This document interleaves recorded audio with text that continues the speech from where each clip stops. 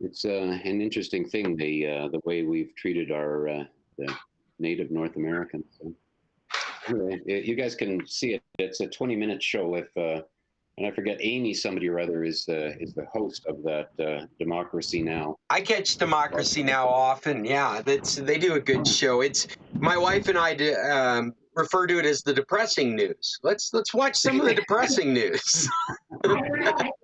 Well, I had to have breakfast and get a good cup of coffee before I even turned it on. I knew it wasn't going to be good news. I thought it was actually going to be about his demise, you know. But we're a bit bipolar with our news consumption. In the morning, we'll watch the late night shows from the night before, making fun of the current political situation, and so that's our funny news. And then we'll turn on Democracy Now and watch that for a bit. That's our depressing news.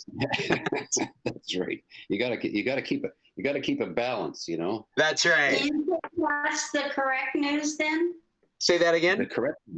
Do you think Democracy Now then is the correct news rather than?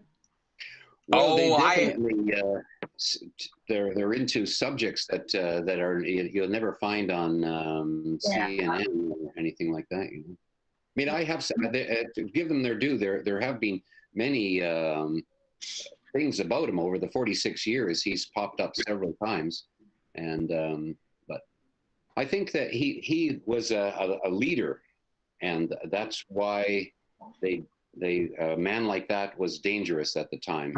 And they had I think there was several dozen natives that sort of disappeared or died because they were murdered, but there was no investigation of the murders. They were just part of a big purge that was going on. And it wasn't the FBI doing it. It was the this was going, because there's always the two sides, the traditional, of which Leonard was one, and then ones that are in Canada. There's so many of the bands. They but our ordinance says in order to have a chief that deals with us and gets treaty money, you have to elect the person. In which case, then it doesn't go by the same traditional way. So there's these parallel systems, and he was with the traditional one, and then it was a chief that was an elected chief that was harassing his own people who were part of this American Indian movement. Anyway, let's get on to something more fun. Hey, how about this? Hey, Jeff, thanks for that. You've got a new phone, Emily? What is that? Fred. Yeah, I got a phone just like Fred's, and I got it for $355 US, including tax in Canada, and it's refurbished, you know, so it's not brand new, but it's got 128 memory, and I'm quite thrilled with it, you know. So, thanks, Fred. It was more than enough for what you needed to do, because what you were doing before was enough until it fell out of date, but it couldn't be updated. That's right. And I'm realizing that it's more powerful than my my iPad here. It's just got a smaller screen, so I could load up everything on my iPad 3 times and still have room. Well, and actually, we now live in a world where you could add an adapter that would allow you to add a screen to it. You could actually have a bigger screen handy. Yes, I could. I could go to Barstein, but one of the problems, though, is there's no. I can't put my headphones on it. That's right. I got to get a dongle or something. That's right. Or commit to the Bluetooth headphone movement of good enough that works most of the time, but not all the time. Well, Bluetooth. When I get something that very special, I do what my mother does with things that are gifts and so on. I put them away for good, and I have a set. So maybe when I'm done in you should break them out and set them up. You might find them very simple to set up and start using. They're little white ones that hang in your ears, you know. So okay, I'll look like a reporter. If they're genuine, what are they called? Earpods. If they're genuine earpods, then charge them up. Your phone should find them for you. You should be able to I'm sorry. Go ahead. My last one didn't, and I got frustrated and just put them back in the thing. But it's got a little box that you can charge them through. You put them in the box, and then they're supposed to charge in there, you know. So the way this is supposed to work is, as long as your Bluetooth is on your phone, you open the box and bring it close to your phone, and your phone should just find them and tell you they're there. Oh well, I'll give this phone a chance. Yeah, maybe this phone's the one that will do it correctly. That's right. And it'll like me better. I haven't had a chance to give an intro, but hi, everybody. I'm Scott Stimson from International Computer Solutions, and it looks like we got a good group of people for the San Carlos Computer Club. If you have not had a chance to look at the document that I created over the week, there is a document, what I call the document of possible topics, and I'm pasting that in our chat right now. It's got the secondary meat code, as well as some news stories that I thought might be interesting to talk about, and also just some topics that others have brought. Right at the top, we've been talking about Jim and his new iPhone, as well as the Democracy Now! On Laura and Leonard Pelter, which I'm learning new history. But I also have listed here, Dave had sent me a link about something called Next Gen TV, and I was hoping Dave would tell us what that's all about and why he thought it would be interesting for us to know about. Dave, are you there? I should have worked this out ahead of time. He's probably off at breakfast right now. That's why he turns off the camera. Oh.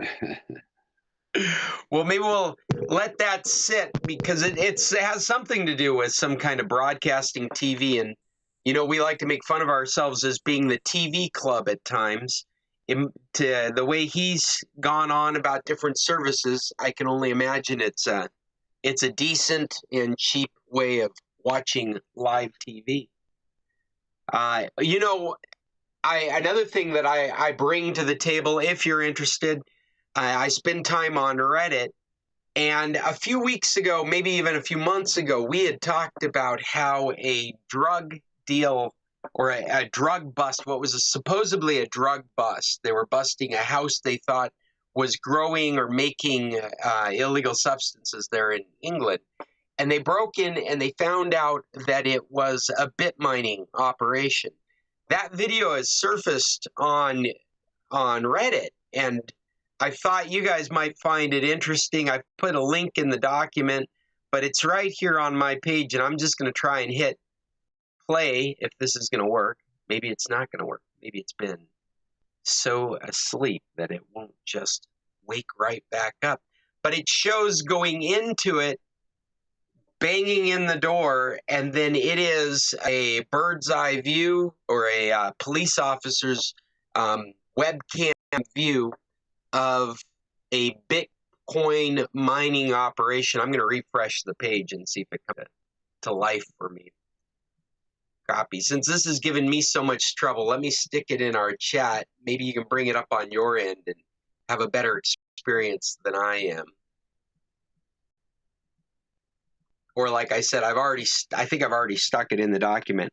I just thought it was funny. And if you haven't seen what an illicit Bitmine operation looks like, there you go. Okay, there's the link. Wow, everything just slowed down on my computer. It's probably because I'm trying to watch videos at the same time.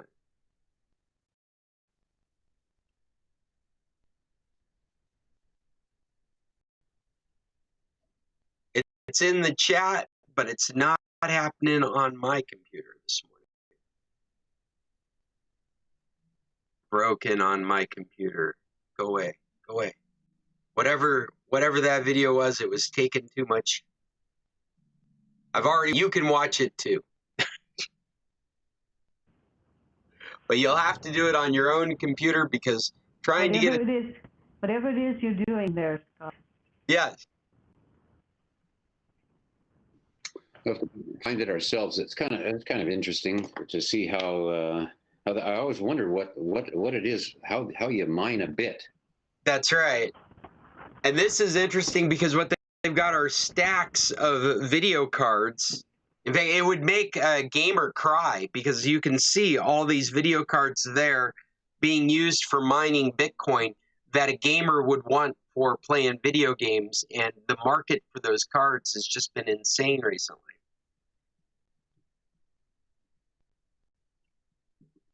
Shelves and shelves of Bitcoin miners.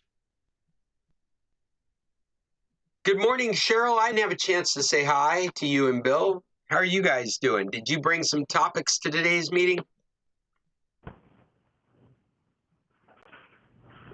Well, we've just returned from the Costco Seniors Hour in Mesa, Arizona.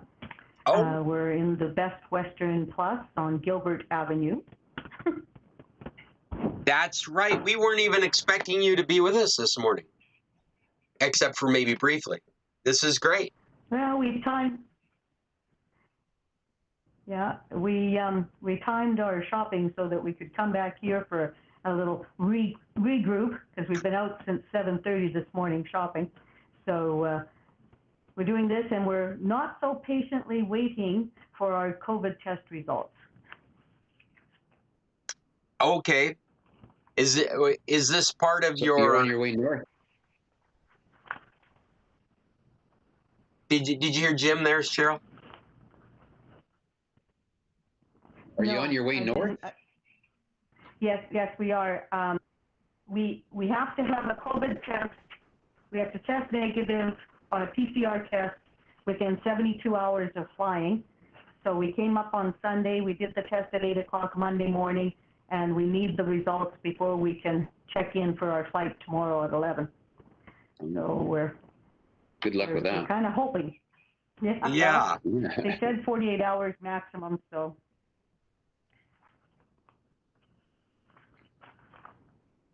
Well, that goes well. What have we got? Any other computer topics other than what I've brought? I've brought some stories here from the news that I thought might affect you guys, but they're not glamorous. They're not exciting or intriguing. For Windows users, Microsoft has come out with a thing saying that the updates might take 8 hours of online time from start to finish. So if you ever wonder why I charge less for you to drop it off at my office and leave it with me for a couple of days, it's because we're sitting here babysitting your computer as it's doing the update to make sure it happens all in one go. They're saying that the statistics, the analytics that they're getting from Windows is showing that computers are needing at least 8 hours of time to get these updates that they've been putting out. There's a link here to an article with Tom's Hardware. I don't know if you guys have looked at that as a source of information in the past. Tom's Hardware has been around for a long time, and they do reviews and troubleshooting. They help. They do this kind of problem solving, and they've been around for years. And this is just an article that was published yesterday talking about how the Windows 10 is taking this much time of online time, which makes your laptop experience a little painful at times. You actually do need to let that thing sit in the corner and be on for a while, or use it while it's downloading stuff, or actually go and preemptively download your updates, because there is the possibility with this amount of time that you could use your laptop so infrequently that it's never updated but always updating. They do mention later in the article that Windows 11 updates are smaller because there's an improved compression algorithm that's being used in the Windows 11 operating system, and so these updates are smaller.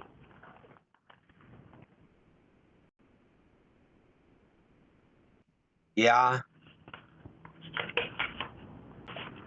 Has anybody moved to Windows 11 yet? Nobody's got a Windows 11 computer out there? I haven't set one up yet. I should.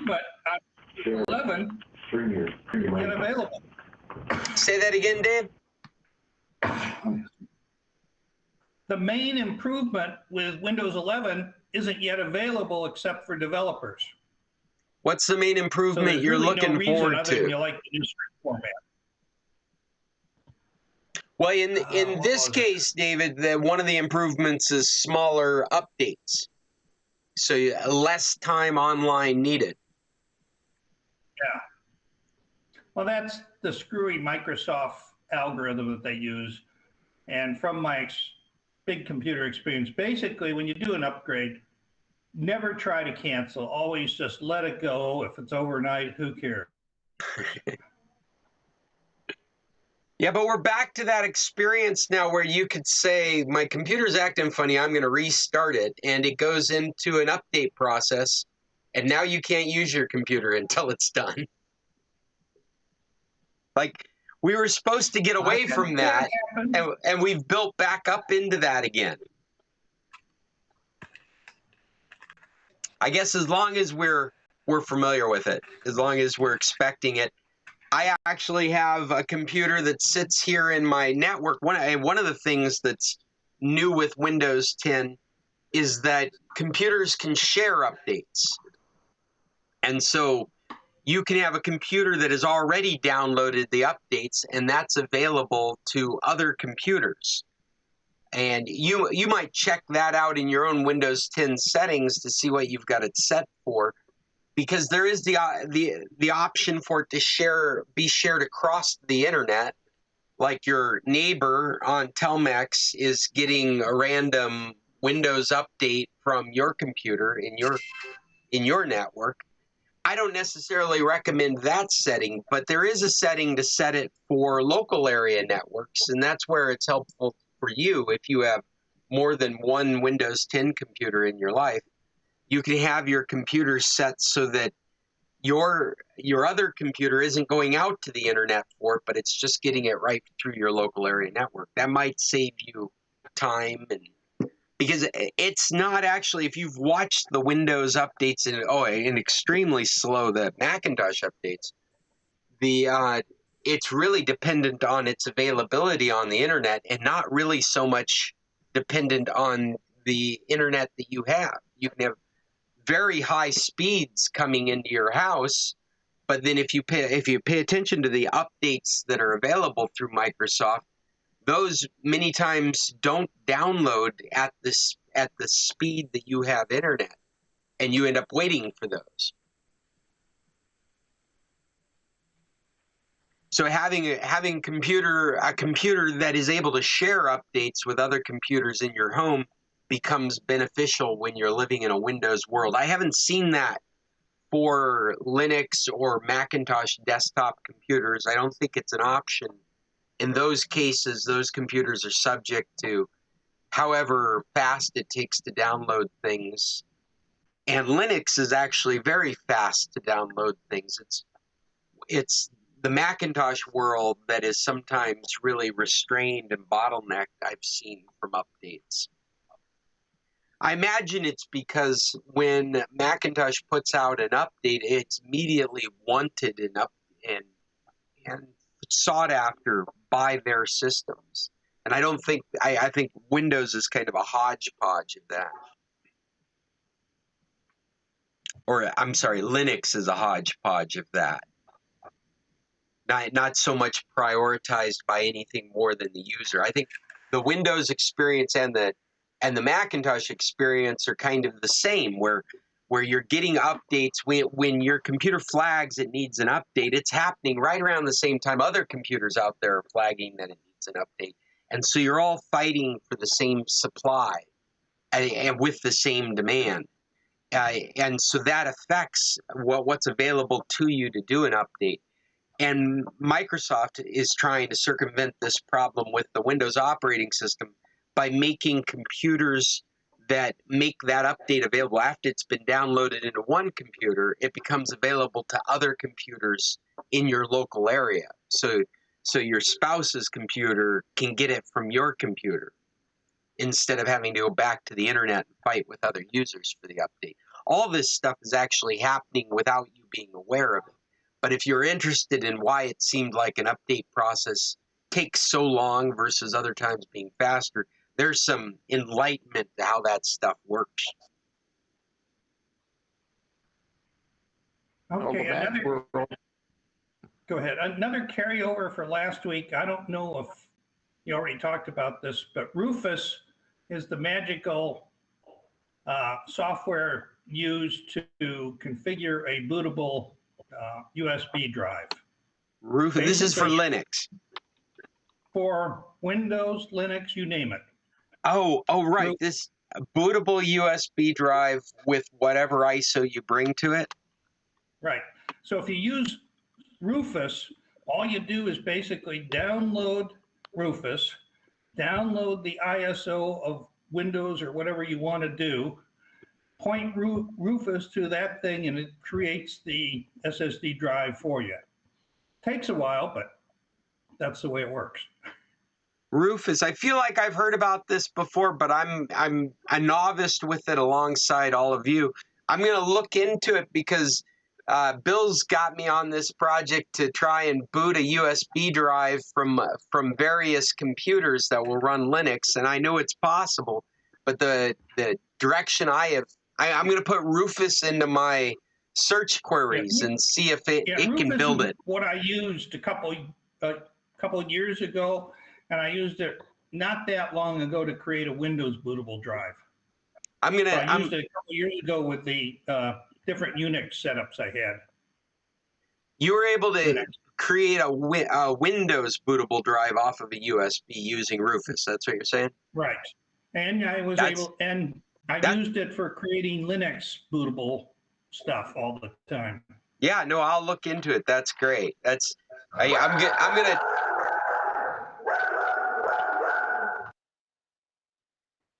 gonna title it Bill's USB Linux bootable challenge by the time I'm done with it.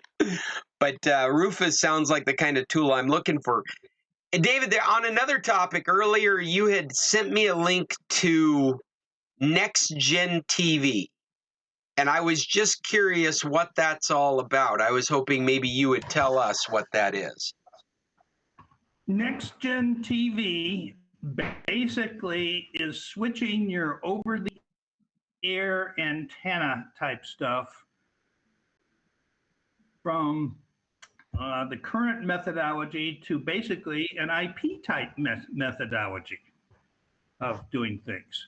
And so I keep thinking, well, gee, if that's the case, maybe it would be possible to do something with that to take advantage of the IP at your home in the US and have it implemented down here for all your live channels that you receive over the air. So is this any different from IPTV like Linda's always preaching about? I didn't mean that to be derogatory. I hope that didn't sound derogatory. No, this is the providers of over-the-air TV. This is a legit your local NBC and those types of system of legitimately. Yes, it's legitimately doing it to your local TV, but the protocols they're using is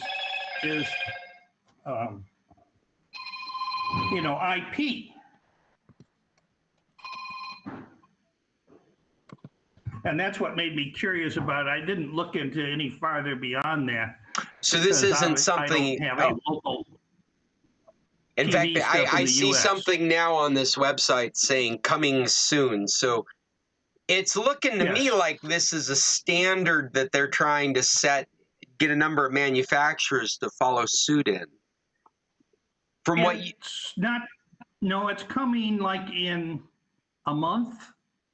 That the old antenna type stuff has a new transmission format for over-the-air TV locally. But it's over the air. That's what you're saying is it's over the air. Yeah. It's not internet based. Right, but it's using an IP technology. They were saying. Weird. And that's what made me. I sent you a link to the article, talking about it. I don't know if you had a chance to look it over. Well, I did, but I did not get the impression that it was over the air, though. I got the impression that it was, but that makes total sense now because here I am looking on the air map. But then again, yeah, when I looked at this at first, I thought this was just the areas that were supporting it. I did not wrap my head around it the way you're describing it. Yeah, my understanding was it's the transmission protocols used by all. I'm getting it now with you talking. In fact, I see this thing here. It says it's the third generation of digital TV technology and a giant technological step forward to TV viewers. Stunning video, brilliant colors, Dolby audio, intelligent enhanced dialogue. See, I couldn't figure out if this was a broadcast technology or a new video format from these kinds of descriptors, but maybe it's both. Like one of the things that I've thought would be very cool for TV technology, I heard about this in a subreddit a few weeks ago. Why don't we have audio technologies like video games where you can enhance the dialogue and lower the volume on the background music or the special effects? So you have control over those three ranges of things. And people piped up to say, well, a lot of modern TVs have like an on and off switch for certain things, like enhanced audio, so that your vocal audios are higher up to be heard, and there's less special effects. But I'm sure you folks are probably not aware, or maybe only a few of you are aware, that a video game for generations now have sliders that allow you to slide the audio from vocals, from dialogue up and down, the background music, like the soundtrack, up and down, and the special effects up and down. And what an interesting concept to say, why don't we record movie and TV in this fashion and give those controls to the user, so that when you're having trouble hearing somebody talk, you can turn down the background music that's playing. You can turn down the special effects that are exploding. I was hoping that we were looking at something like that here, but then you also talk about it being a broadcast technology. Oh, in fact, here it has one that says, do I need an antenna? And it says yes. So it is. Yeah. It is definitely an antenna. It's a broadcast technology. Well, So it's we're going to go back to those big ones on the roof. No, it's the small little electronic antenna that they switched from pure analog to digital, I don't know what, 5 years ago, and they would even pay to buy you a box if you needed to get it and stuff for the That's antenna. right. At least in the United States, was it the FCC that actually provided funding for boxes? You could get a coupon for an HD antenna or an HD decoder. And so this is an extension of that. Right. And I was hoping you'd know lots more about it than I do, but it sounds like we're about on equal terms. Yeah, you know, here in Mexico, they haven't switched to HD TV. It's all still analog broadcasting. They may be doing simultaneous broadcasting in HD in certain areas, but there hasn't been a sanction like they did in the United States, where they brought down the analog signals. Yeah. Next Gen TV doesn't really apply to us down here, except I was hoping reading between the lines that we could take advantage of it, broadcast it with its technology it uses, which is IP, down to us. Weak Something or no it signal. do, but Rescan your possible. TV. Well, you know, it feels like years ago, we were excited about an Amazon product for rebroadcasting local TV. I don't know if you remember that. I can't even remember the name of it at the moment. But you would put it in your home network and connect it to an HD TV antenna, and then you'd be able to broadcast that to your Amazon devices on the internet. I believe by the end of it, you were able to get it to anywhere you were on the internet, but I don't think it ever picked up speed. I looked into it. In fact, I still have the links. No, I don't remember it. Amazon TV broadcast. It was a way of bringing HD TV to your Fire Sticks. What the hell was it called? It's like Rebroadcaster.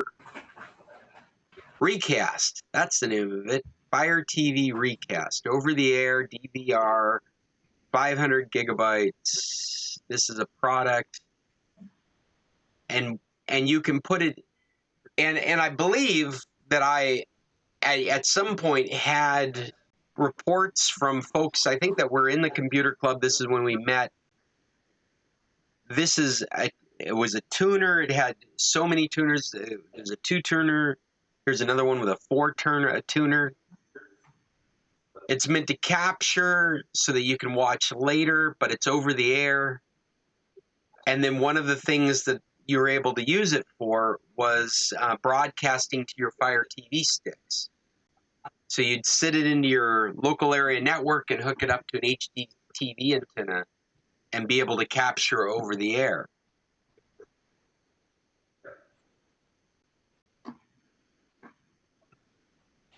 cite a kind of a lateral topic to this next gen TV, because you would hope that if you're going to be getting a better quality, this next gen TV wouldn't be able to be in this context. The Fire TV recast that I'm talking about now would need a software update to support this next gen TV system that they're hoping, or I'm assuming is going to be integrated into manufacturers' products like LG, Samsung, and Sony. They've got their logos on this information. So this, as Dave said, this is probably the next generation of TV technologies. This is going to be another one of those labels on the box, supports this.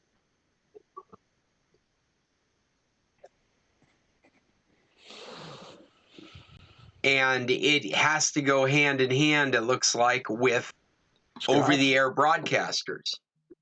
Yes. I'm totally confused. I've read what there was on this next gen, and I'll send you something that I pulled off of their site, if it'll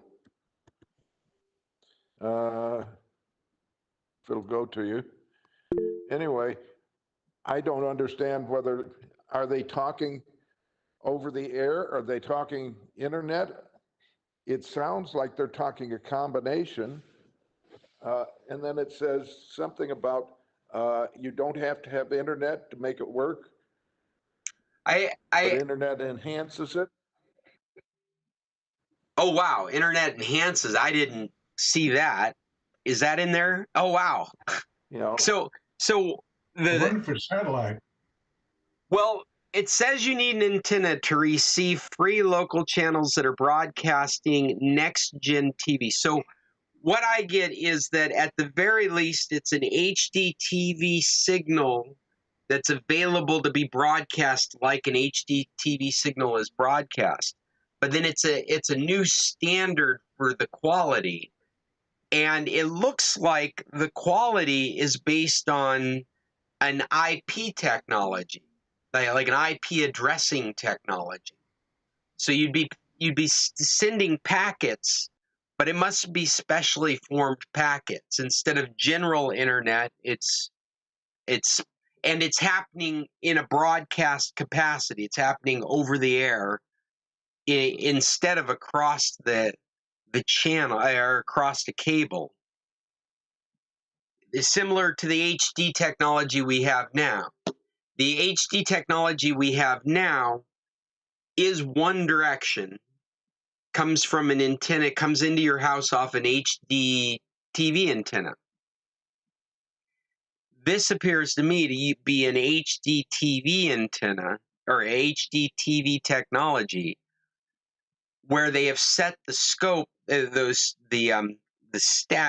specs. They've set a new set of quality specs for receiving this signal, and that's going to require new software on the other end. If I speculate on it, you can't match those specs.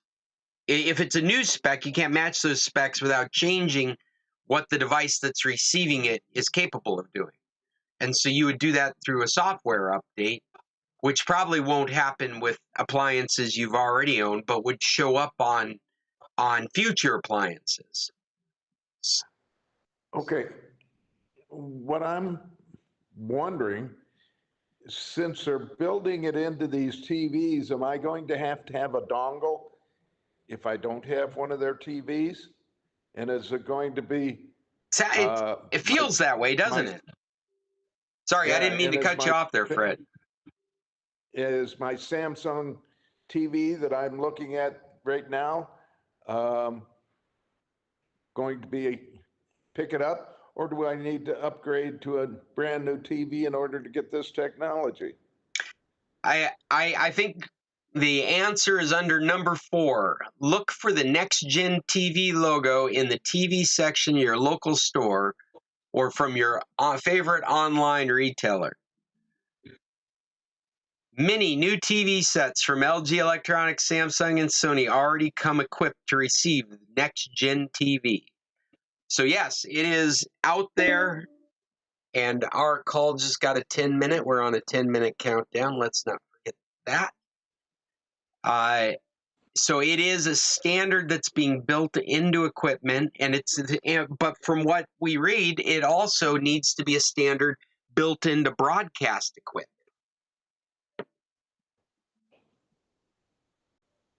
Well, right now you can get, what is it, Amazon built into the TVs, or you can get Roku in the TVs. Is this just an add-on? You know, it's interesting here at the end of this, do you need an antenna? You will need an antenna to receive free local channels that are broadcast in next-gen TV. They don't say anything about needing a next-gen TV antenna. So again, I feel like it's software going across to standard HD TV antenna signal. And then under the video, it says standards are also being developed so that next-gen TV channels can be delivered by cable providers.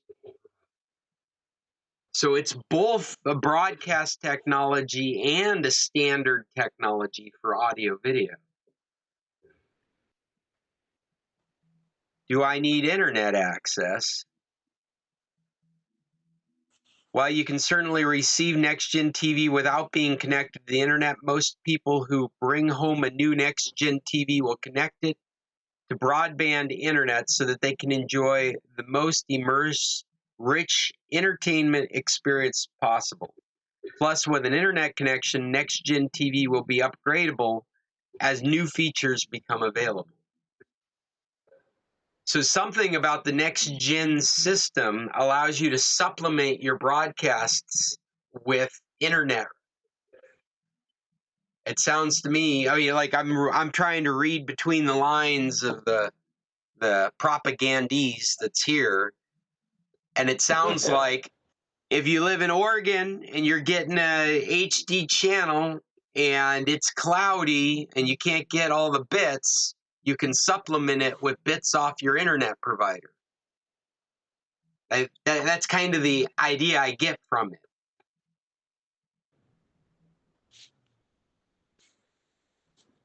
Interesting. We'll keep an eye on it. I don't think that any TV purchasing decision for Mexico should be concerned about next-gen TV.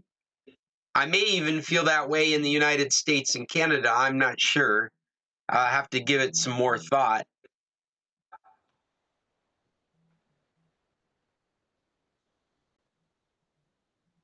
I think that probably what us as consumers and purchasers of large screens will do is it'll just be another logo on the box. And we'll look for it if it matters to us. And we'll be surprised we have it when all of a sudden it does matter, because it didn't matter when we bought the TV.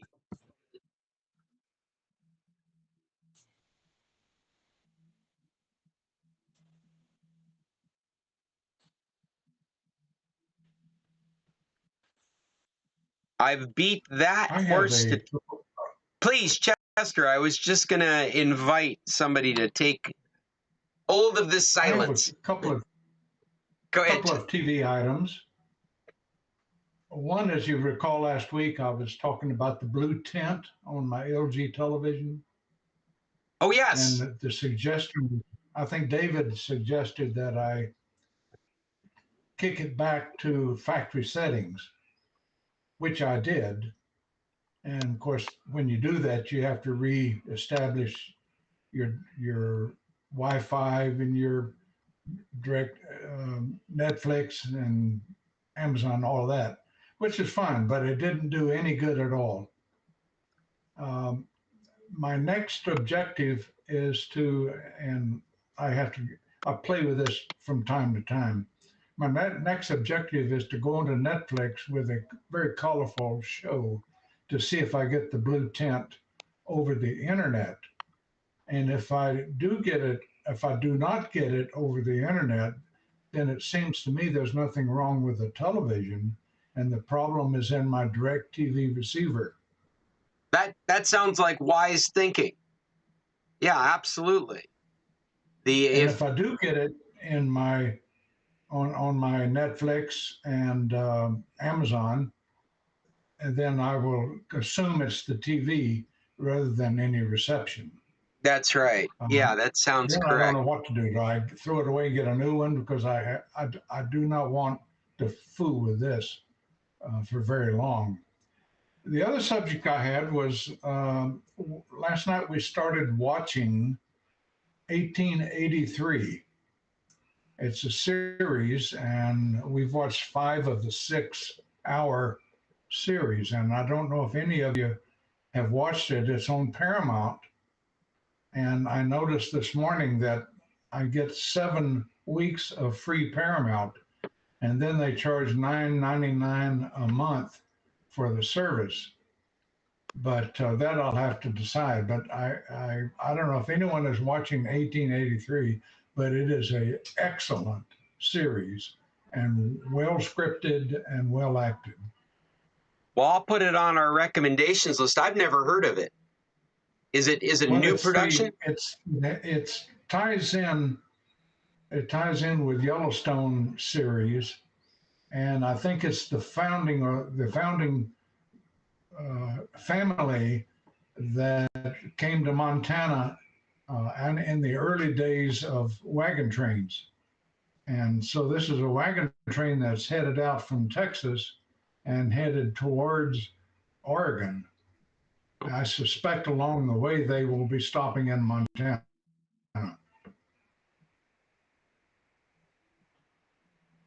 But it's an excellent series.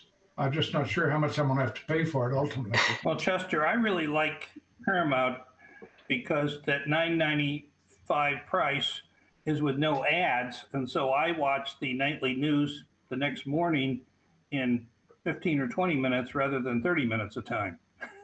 And things like that, just the series that I watch are just very compressed in comparison.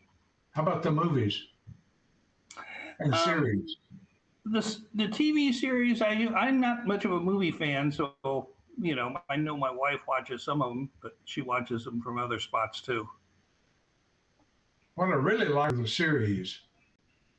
In the last several years, we've mostly watched series, some of them as long as 2 or 3 years long. I like that better than movies. But the problem I have with movies is you never know how they're going to end, and so many of them end crazy. Right. Well, like one of the series is MacGyver. And I don't know if you people are aware of it, but our neighbor right down the street was the cinematographer for the original MacGyver series. Oh, fun. Lives here in town. But then MacGyver, came out when they redid the series, and both of those, series are as an example of something TV series that's on Paramount. I was a MacGyver fan when I was a kid, and I tried the new series. I watched a bit of it and enjoyed it for its out of nostalgia, but I never kept up with it.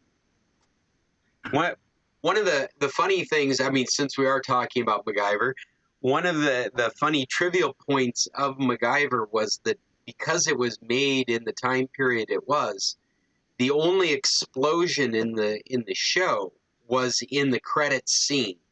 We're very frozen here. Oop. Who's frozen? And Scott, you're beeping out all the time. I am frozen. You're frozen on my end too.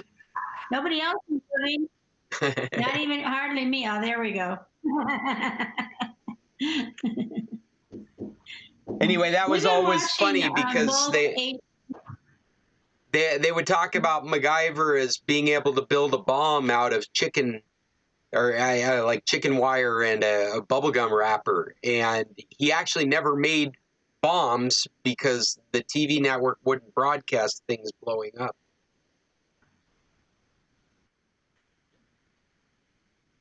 Go ahead, Mom. What were you going to add? Actually, this call is going to end in less than a minute. We should wander our way over to the next meet, which I've got cycling up right now. And let's just filter on over there before this disconnects.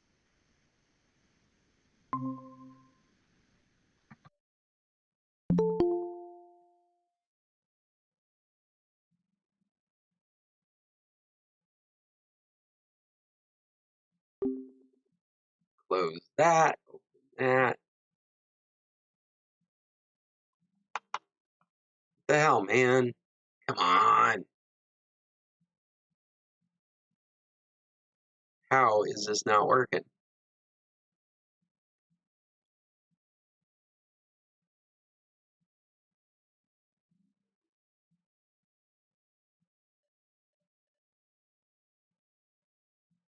They add new stuff, and the old stuff becomes unusable.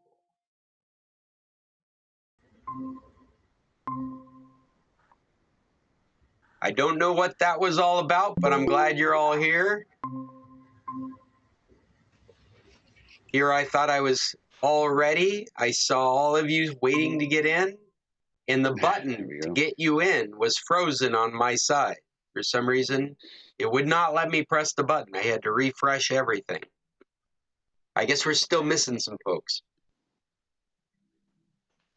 If we're talking about old TV stuff and old movies, I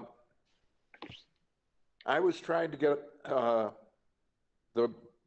I guess it was the 80s Running Man, if anybody remembers that one. It was with Arnold Schwarzenegger. Sure, yeah. Isn't that a Philip K. Dick story? It's not available. At least I can't find it. I can find the new Running Man, but I can't find the old one. Oh, that's interesting. If you go on your movie stuff, under the SCCC or SCC Club, yeah, and go down a ways, there's the wackiest ship in the Army. I can't find it, and it doesn't even come up with the logo. So you can see it in the list on tracks, but you can't find a copy of it to watch. So, with John Wayne, you can find True Grit with Jeff Bridges, but you can't find True Grit with John Wayne. They're phasing out the old stuff, or at least I can't find them. I think these are what we're going to see silo up. We're going to see questions.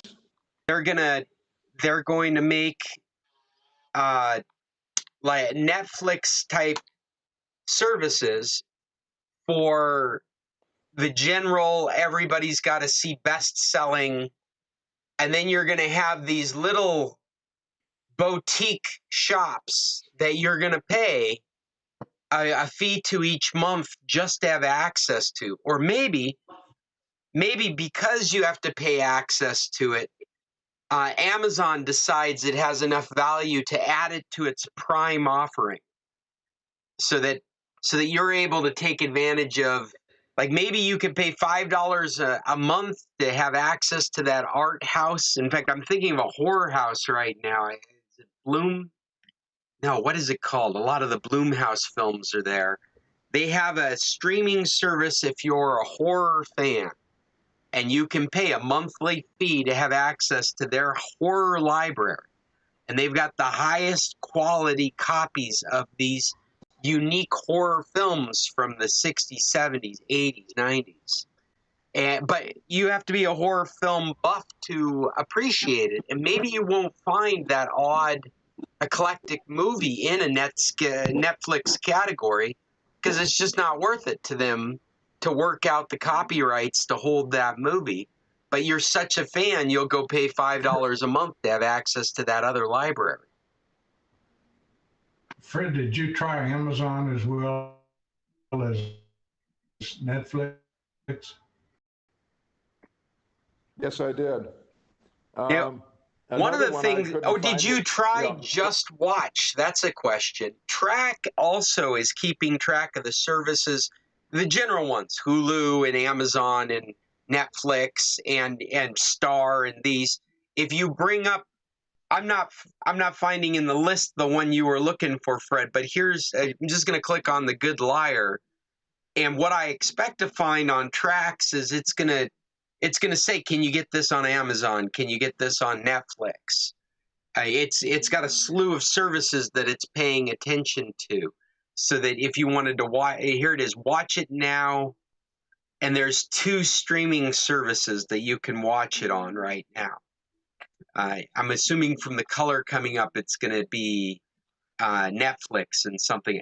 Oh no, it's Claro Video and iTunes that you can watch it on right now. And I'm assuming, Fred, with your discovery, it's not offering on Tracks an option to watch it somewhere. They haven't been able to find it for you. Have you tried Just Watch? And maybe you can find it there, because they do the same kind of service, trying to find a movie, a service that you can watch it on. That JustWatch.com. JustWatch.com. Just Watch? Mm-hmm. JustWatch.com. It may point you to a legitimate service to buy, to watch a movie. You might even find some of these services. There's if I remember right, and forgive me, I don't have any of this stuff in front of me, but the Criterion Collection is out there, and what they have done is bought the rights to make a special release of specific movies. And if I remember right, there's a Criterion Collection subscription out there that you can pay monthly to, and have access to all the movies that they have re-released. They were Blu-ray, they were DVD and then Blu-ray releases, titled the Criterion Collection. Just giving Fred, you some. if you're a John Wayne fan, I would certainly recommend his most acclaimed movie, which is The Searchers. And I'm sure that's being shown on Netflix, because I saw it recently advertised. Well, these eclectic movies, I think, are what you're going to see kind of silo up into specific kind of art houses. They're going to categorize them together, and there's going to be, as Google would put it, cohorts of you guys that are those fans, and they're going to pay that extra money for that particular service for these hard to find movies. There's movies that you wouldn't classify as the top of the line that I happen to like. One of them I truly like and is top of the line is Father Goose, and that's one. Down Periscope is one that's you wouldn't put it in the top category, but it's also a very good movie. Some of these Down movies. Periscope, they're charging. Say that again, Brett. Down Periscope, they're charging $4 to watch it, and it's a 1989 or 1998, I think, movie. Jeez, in those days, you could have watched it with popcorn for that much. Fred, also, YouTube has a lot of movies, and particularly the old movies, war movies, and you might try YouTube to see if you can find that movie. Okay. Yeah, actually, when I was looking for the wackiest ship in the air.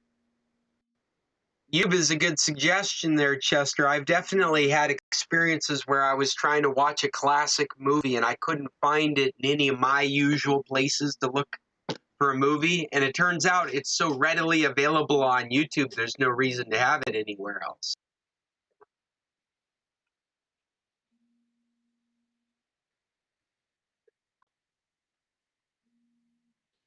You are dropping out. I am. I've been monitoring internet problems up and down throughout the meeting on my end. There's nothing I can do about it. It's just having a problem.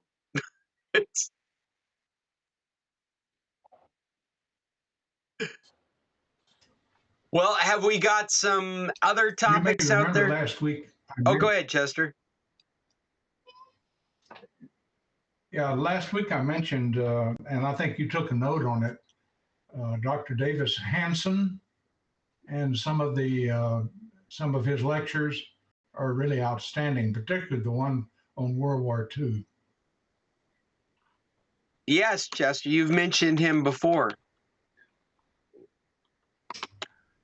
Where do you find those? On Netflix? On YouTube. YouTube. Yeah, YouTube. It's Davis Hanson, Dr. Davis Hanson. He's a historian, very, very good.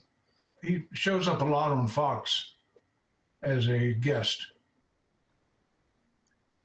Another source for movies on YouTube, or let me try that again. YouTube is another good source for eclectic movies from Mexico. You've probably heard of the Mexican actor Cantinflas. There's a number of classic movies, famous Mexican movies, comedies. Like he's kind of like Mexico's Jerry Lewis. And they're all available on YouTube in its entirety. YouTube has become my primary source of entertainment. Not at night, but during the daytime. Chester, you need to say that like you're a 13-year-old girl. Me too. I love history, and it's just packed with history stuff. Yes, it's also a great place to learn. I spend a lot of time on YouTube doing disassembly videos to learn how to take apart, laptops, things of that nature. Very good stuff. In fact, you know, it's funny, we're talking about YouTube, we're talking about how-to videos. Have you followed this controversy with them disabling the dislike button? Like it still exists, but it doesn't have a count next to it. So people can't down like a video for any kind of meaningful thing. You can down like it, and the content provider will get that feedback, but that feedback isn't broadcast and accounted for in their interface any longer. So you can't, as a consumer of YouTube, rate the number of thumbs up to thumbs down the way you used to be in the past. So what's happened is there's this viral meme of disastrous how-tos based on not knowing that this should have been a downvoted YouTube video. And the theme is, I fixed my plumbing using YouTube videos after they disabled the dislike button, and they show the plumbing exploding in flames. That's the video you're watching, is things falling apart because you picked the wrong videos to learn how to fix your... It reminds me, back in the day, the YouTube joke, the prank, was to show a video of like powering a TV set by wiring a 9-volt battery to the end of your plug, so you don't have to plug it into the wall. And it was meant to be dumb and entertaining and to screw with people that didn't know better. And that's where like down liking videos came from, was this ability to kind of quality control the content that you're consuming.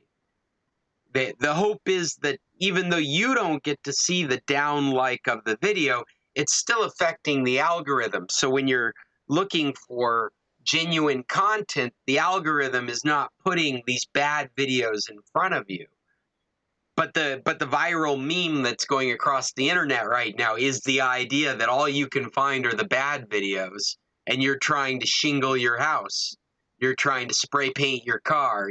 So they've got a number of these videos out there on the internet where things are falling apart in disaster because you're watching the wrong YouTube video. One of the things I like about YouTube, though, is if you do a search on a subject that you're interested in, and you watch a couple of of YouTubes on that subject, then you'll be presented with a big array of everything on that subject. Yeah, absolutely. Their algorithm will sort you into those things that you're interested. Now, it's controversial though, Chester, right, because you've watched children's videos go into Hitler videos, and there's this question: why does the algorithm feed in such a manner? And they've worked really hard to try and understand that and make it a less destructive force. You don't get a real balance. You often swing off in one direction from YouTube. I find that you won't get the opposite opinion if there's any kind of an argument. If you watch 3 in a row of the same side of the argument, it tailors itself to be one side very quickly. You're saying, mm-hmm. Yeah, not very balanced. You look around and there's so much of that kind of, I don't know, horseplay going on the internet. I think about when I needed to research roofing material to fix my roof, and I found it at Home Depot. I bought it. I went, and even still now, months later, I will go to some website that's using some algorithm for advertising that knows that I'm interested in roofing material, and it will just blatantly be broadcasted in front of me like I still need it. 6 months later, still need it, apparently. Just these inefficiencies in these algorithms across the internet. Well, I purchased a outdoor gazebo for the backyard, and I went onto YouTube and I named the manufacturer of that gazebo. And I found several YouTube videos of how to build that thing that were just really outstanding. Yes, yeah, that's awesome. I'll go in looking for. In fact, I was just looking for a computer laptop. Actually, Bill had asked my opinion of something, and I was out doing research on it. I found the laptop was so new, there just wasn't any real information out there about it. Nobody has taken it apart yet. You don't know the innards of it at the moment. But I could very easily see the innards in the disassembly of the previous model that had been released in 2020, just from a YouTube video. And if you go to my business website, you'll see I take apart laptops online all the time. Mostly for posterity, but I like being able to go back and look at something and see, oh my gosh, that's where that screw goes. So just the range of things that you can expect from YouTube is amazing. Mm-hmm. Movies, self-help, history. Go ahead, Jim. I didn't mean to cut you off there. This is way off, because just before we changed, you were talking about MacGyver. And I used to work at a National Historic Site, and we had a guy who worked the summer in the blacksmith shop at the historic site, and he was the stand-in for MacGyver because they shot it in Vancouver in those days. Oh. So there's another advantage of YouTube that I'll mention, is that if you find something you want to share, you can copy the address and then convert it to a DVD and share it either internet or otherwise with other people. Yeah. Well, you know what? Another advantage besides being able to suck that video down and share it however you'd like is YouTube makes it easy for you to have a portion of the video that's relevant. Like you've watched the video and you get to 5 minutes, 10 seconds into the video, and that's the information that you want to share with somebody. And you can copy that as a distinct link and send that to somebody, and it'll start up right at that point in the video. I didn't know that. Yeah, that's nice. If you follow, they've got a share icon or a word share that you can click on, and it's an optional checkbox that you can check, and it will modify the link so that it'll point directly to that period of time in the video. And for Sandy, if you are using your Photoshop, you can click on different Photoshop subjects and learn a lot about Photoshop just off of YouTube.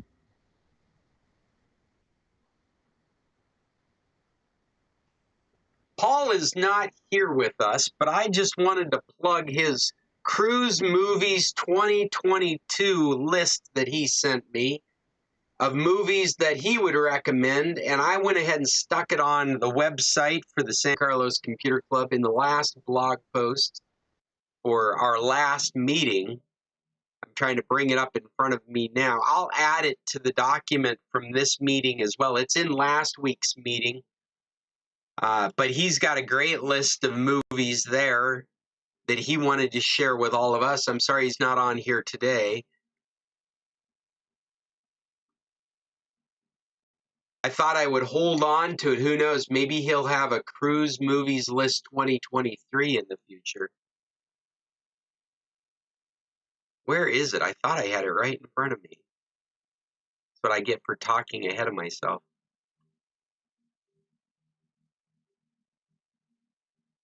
I just realized I'm working too hard. I'm going to the back end when I should go to the front end. I'm just going into the website as we know it.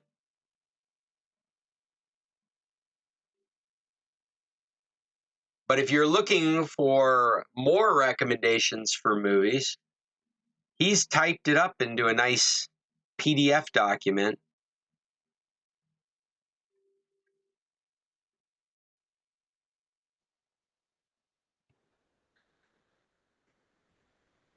Have I killed my internet? Are you guys still with me? I can still hear you. Oh, good, good. Nothing is happening. Are we doing recommendations? I think we are. I think we're at that point. We've just been meandering around the topic. Trying to get your list into the... Well, I'll recommend A Star is Born with Lady Gaga. Oh, I've heard that's good. I don't think I've seen it. I think part of the time-consuming thing here is that I'm sharing that screen at the same time. So I'm going to do it in the background as we continue to talk. And when it's in front of me, I'll pop it up. A Star is Born. I put The Running Man on the list, too, because we were talking about it earlier. I liked that movie with Arnold Schwarzenegger. I think that's a Philip K. Dick story. I can't find The Running Man on Just Watch. YouTube. I can find clips from The Running Man, but I can't find the full movie. You know, I've had this experience. I was watching a documentary. Gee, it's crazy, like 4-hour documentary on 1980s horror films. That's kind of why it was in my mind's eye as we were talking. And I'm not a big horror fan, but there are some of those movies that are kind of touchstones to my childhood, and so I recognized them and I was interested in them, and I started pursuing some of the more obscure ones, and they were ridiculous to try and find. I almost had to go find a video store to rent the VHS tape of because they're just not available online. Fred, do you have any other recommendations you would make this week? Let's see, what else did I watch? It was interesting.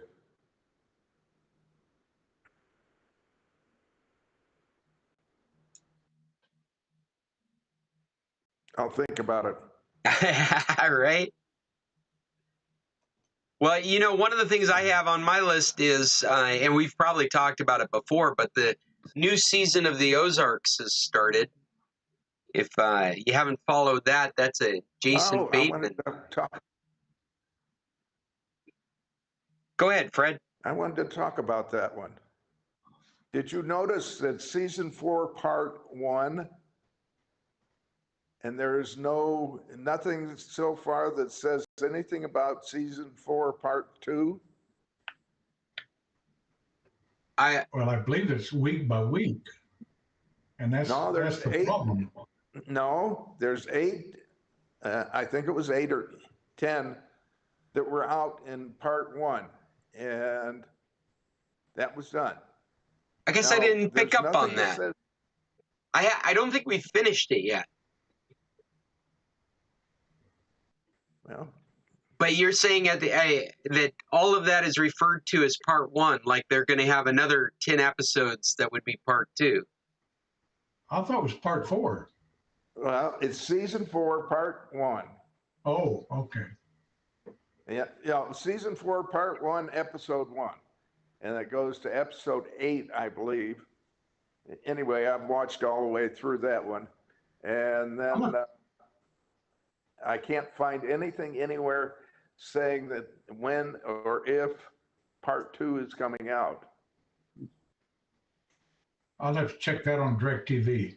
Yeah, I didn't get that either. I missed that as well, Fred, but we were actively watching it. I don't think we finished season 4 yet, so I'll look for that.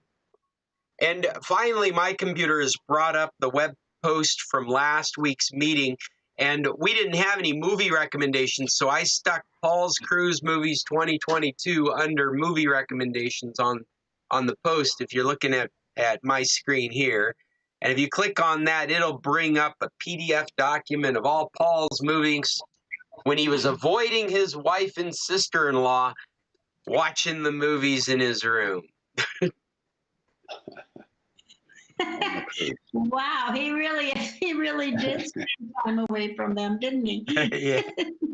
That was a long cruise. Yeah. How do I get that up? He didn't have a window, so you had to do something, huh? Fred, this is the blog post from last week's meeting. It's on scclub.org. I mean, the full, in fact, here, I'll just stick the whole link. I'll copy that over into our chat. And there's a link under movie recommendations called Paul's Cruise Movies 2022. And that'll bring up his PDF of the movies he watched. He's a good COVID isolator.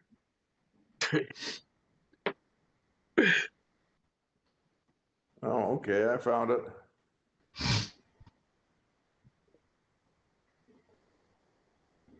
If you ever go back to one of the blog posts, you'll find a lot of the stuff we talked about. And if you go back to it periodically throughout the week, I add more and more information to it. Like some of our recommendations for shows are here. If you click on it, it'll take you to a track listing. I also put a link to the Wikipedia article if you're looking for more information.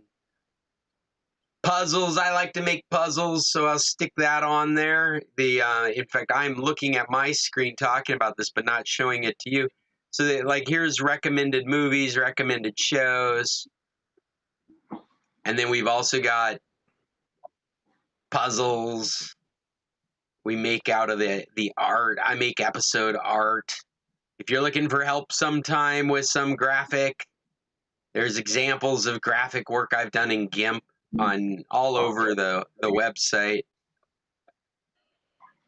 And then links to the news articles that we talk about, the topics that we bring up. This is the 18th episode.